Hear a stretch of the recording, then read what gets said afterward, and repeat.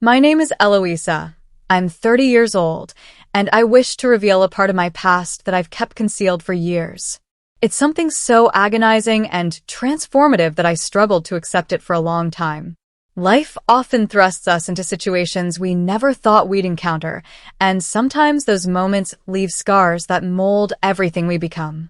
My story isn't the kind of narrative about love or familial bliss that people often anticipate. Instead, it's one of sacrifices, concealed truths, and emotions I never wanted to confront. They say love is the cornerstone of marriage, but for my mother and stepfather, I knew from the very start that wasn't the case. When he first entered our lives, I sensed something was amiss. Gradually, I realized that my mother wasn't the reason for their union. I was. If you're captivated by stories that expose the raw and untold realities of life, make sure to subscribe to my channel for more. Stay with me until the end of this video because this journey is one you won't want to miss. My mother, Rose, was a strong and tenacious woman. After my father passed away when I was very young, she committed herself to raising me and managing a small fashion boutique. Through sheer willpower and diligence, she transformed her boutique into a beloved spot in our community, becoming an inspiration to everyone around her, including me. To me, she was the epitome of strength and self-reliance. For years, life was stable and tranquil. My mother channeled her energy into the boutique, while I focused on my education. Everything shifted, however, when I entered university, a time when I was stepping out of my mother's protective shadow and embracing the wider world for the first time. University was a whirlwind of new experiences, but the moment that would shape my life forever was when I met Mr. Christopher. He wasn't just my philosophy professor, he was also the man who would soon become my stepfather. From the first lecture, I was struck by his engaging teaching style and his ability to challenge the way I viewed life. Little did I know his presence would unravel truths I wasn't prepared to face. Our post-class discussions became more frequent, and through that I realized he had a significant influence on me. However, I gradually began to feel something peculiar in his gaze when he looked at me. At first, I thought it was just my imagination, but as time went on, this feeling became clearer. There were moments when I spoke, and he looked at me not just like a teacher to a student, but with a deeper gaze, as if there were things he was not saying. That gaze contained an intimacy, a silence filled with hidden meanings, and I began to feel uncomfortable. Every time it appeared, I felt confused. It was not the gaze I was accustomed to, but one that seemed to be examining me, as if expecting something from me that I could not understand. I wondered if I was imagining too much, but this strangeness could not be denied. Over time, not only Mr. Christopher's eyes, but I also began to notice peculiar actions from him. Every time I talked or walked by, he would try to stand closer to me, sometimes placing his hand on my shoulder in a way that made me uneasy. Those gestures seemed harmless at first, but became heavy, making me uncomfortable. Once, he kept me after class to discuss the lecture, but that conversation was not like the previous ones. He didn't just talk about the subject. He seemed to want to prolong our meeting. That unnecessary gaze and intimacy made me feel suffocated. I didn't feel the respect and distance that should exist between teachers and students anymore.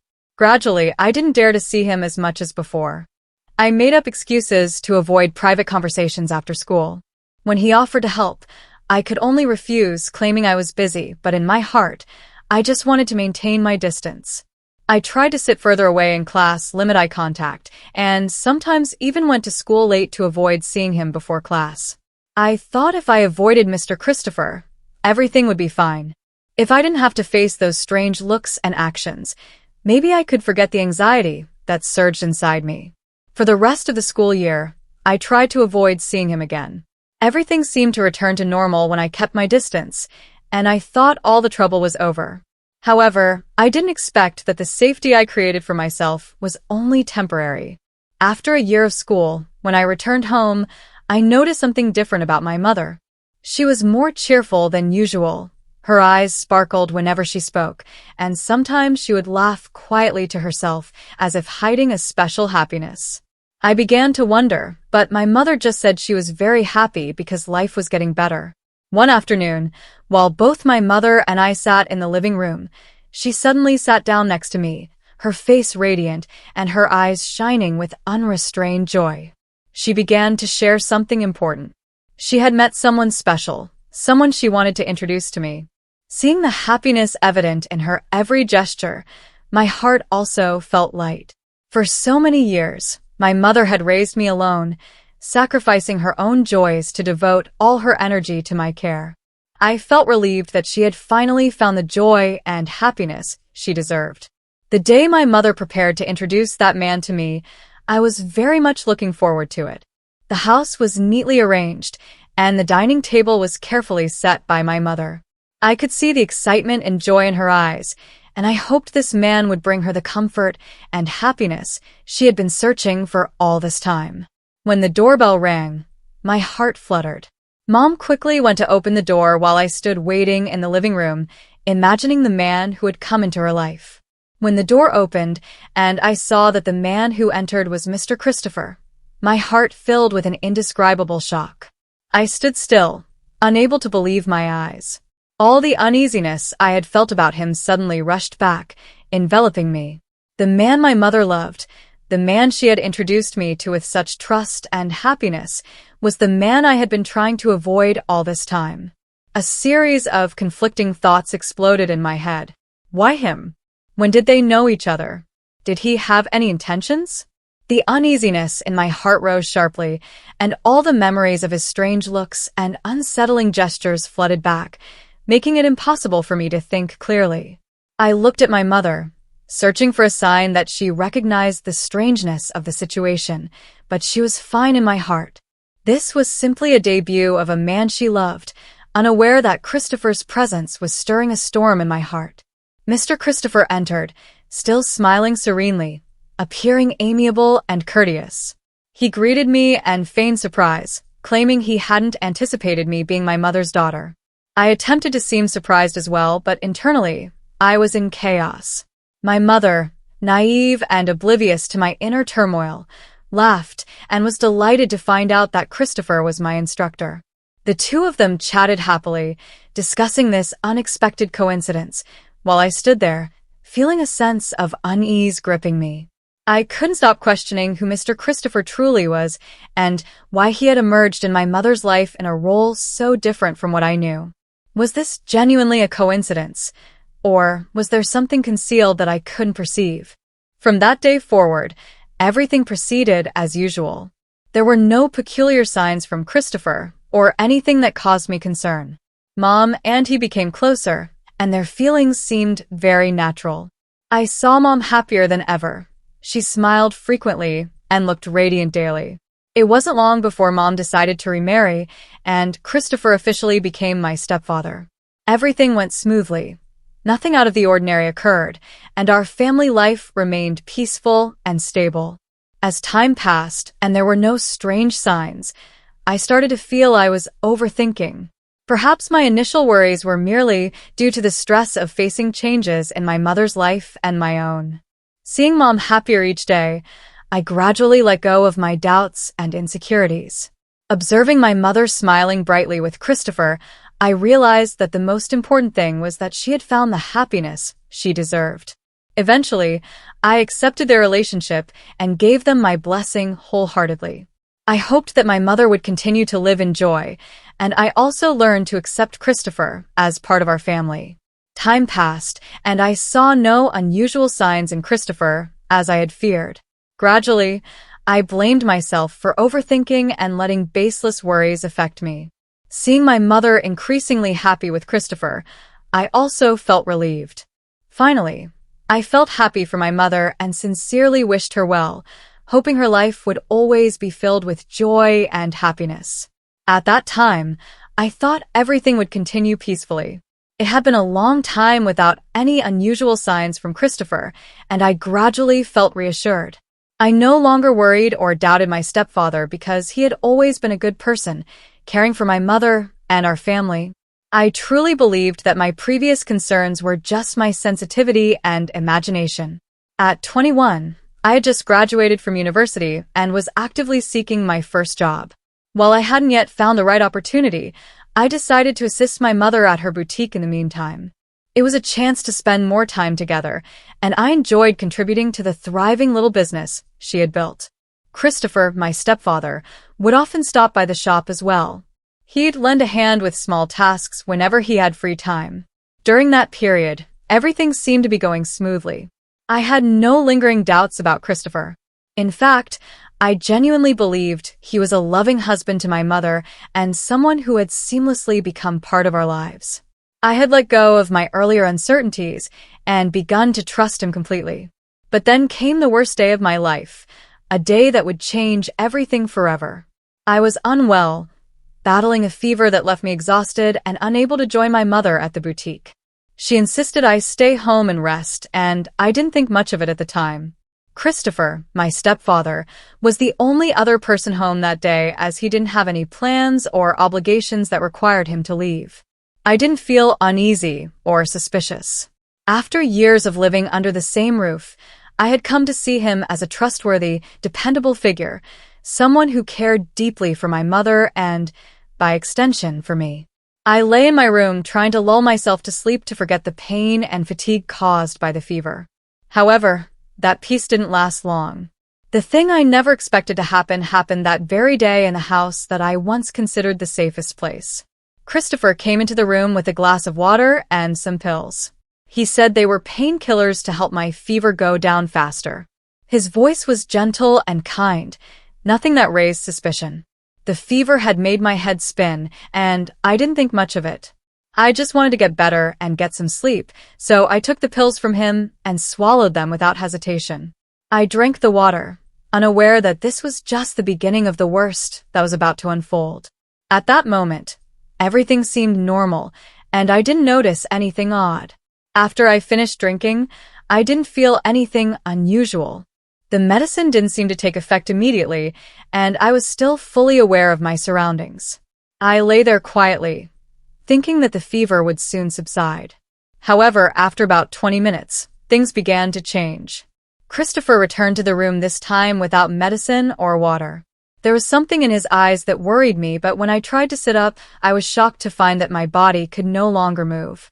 A feeling of paralysis spread throughout me, as if all my strength had been drained. I panicked inside, trying to brace myself to escape this helplessness, but I could only lie there, eyes wide open, as Christopher walked closer.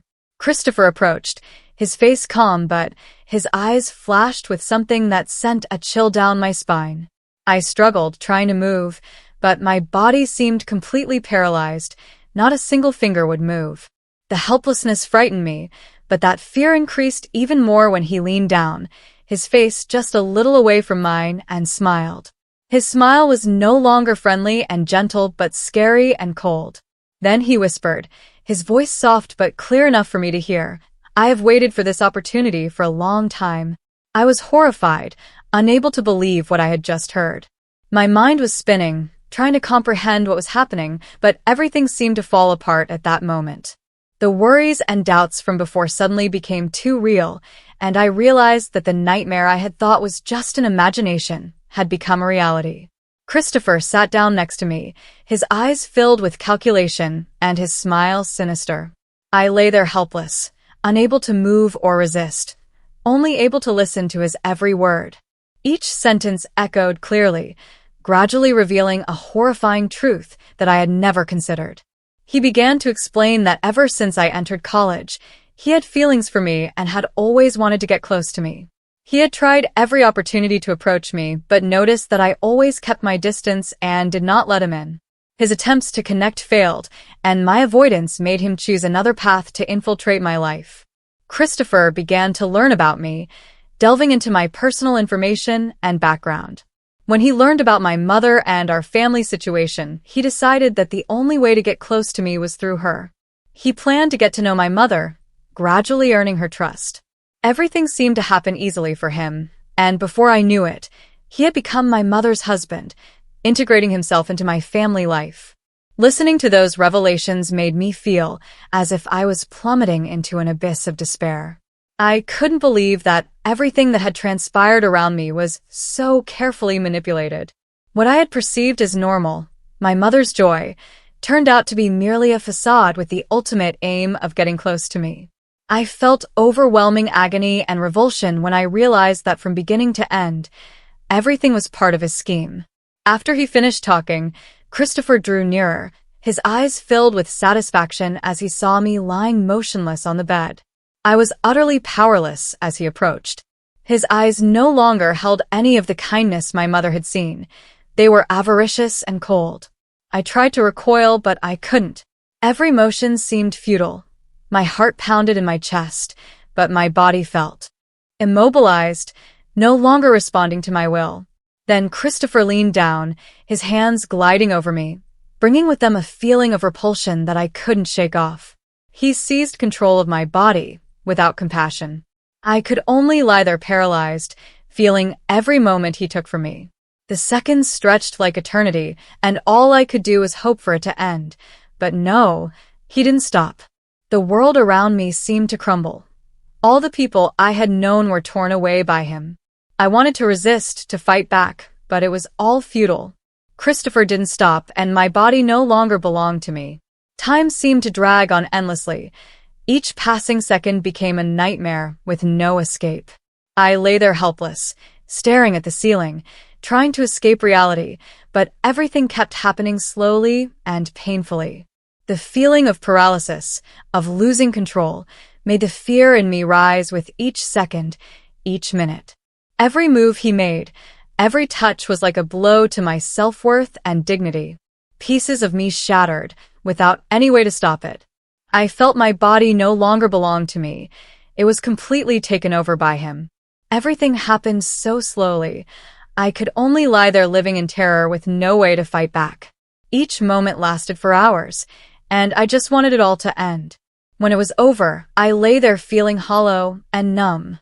The room seemed frigid, suffocating, and lifeless.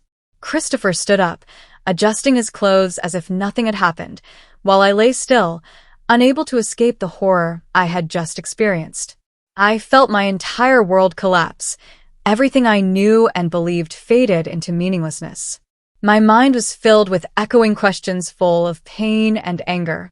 I could not understand why it had happened, how the person my mother loved, the person I had tried to accept as part of my family, could do this to me. The pain, fear, and betrayal all mixed together, suffocating me and leaving me with nothing but helplessness and despair. Christopher glanced at me one last time, his eyes cold and remorseless, then left the room, leaving me with all the hurt, the torment, and the growing obsession in my mind. I didn't know how to face this reality or how to continue living when everything seemed to have completely collapsed. After a while, as the effects of the drug gradually wore off, I felt control slowly returning to my body, still weak and dizzy. I tried to stand up. Every movement was painful, but I knew what I had to do next. My hands shook as I tried to straighten my clothes, attempting to hide the traces of the horror I had just experienced. I looked around the room. My eyes stopped at the phone on the table. It was my only way to call for help to end this nightmare. With unsteady steps, I approached, my hands still trembling as I picked up the phone. I dialed 911. Each number felt more challenging. When the operator's voice came through, I took a deep breath, trying to keep my voice steady and let it all out. The police arrived swiftly, but to me, the wait felt like an eternity.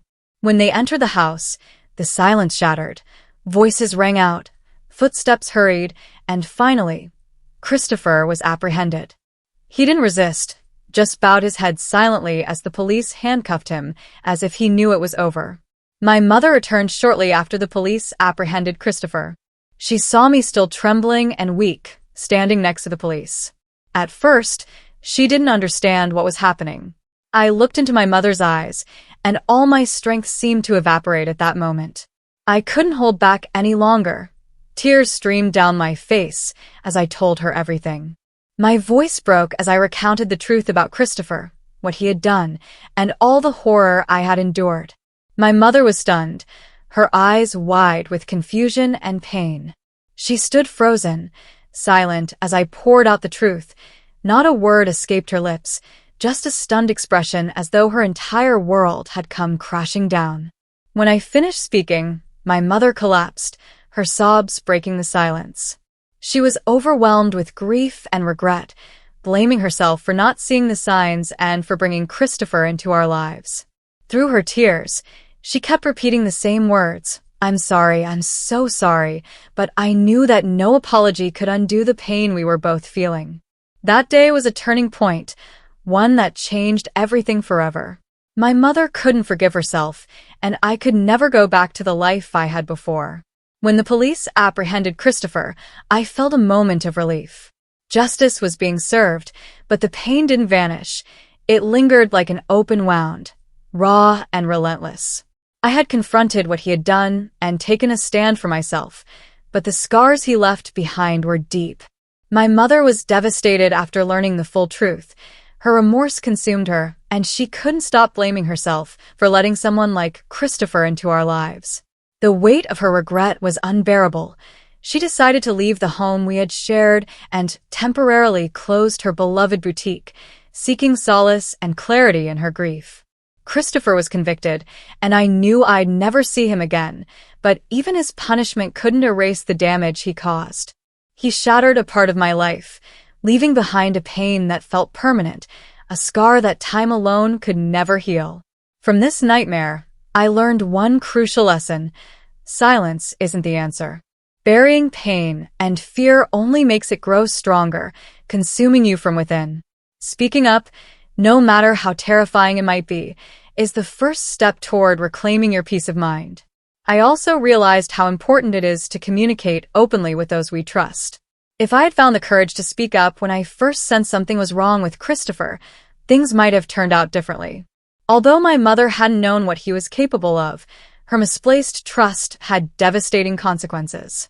In the aftermath, life didn't simply go back to normal. The pain didn't magically disappear. I had to learn to coexist with the memories, to face the echoes of the past, and to take small steps toward healing.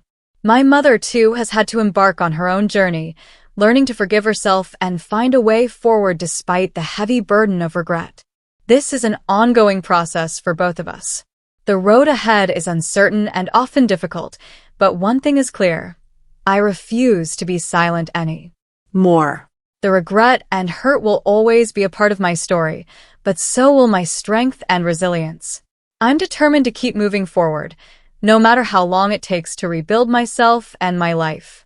While the wounds Christopher left behind may never fully heal, I am reclaiming the voice he tried to take away. I am no longer a victim of silence. I am finding my way back to the person I was meant to be, and I will not stop until I am whole again.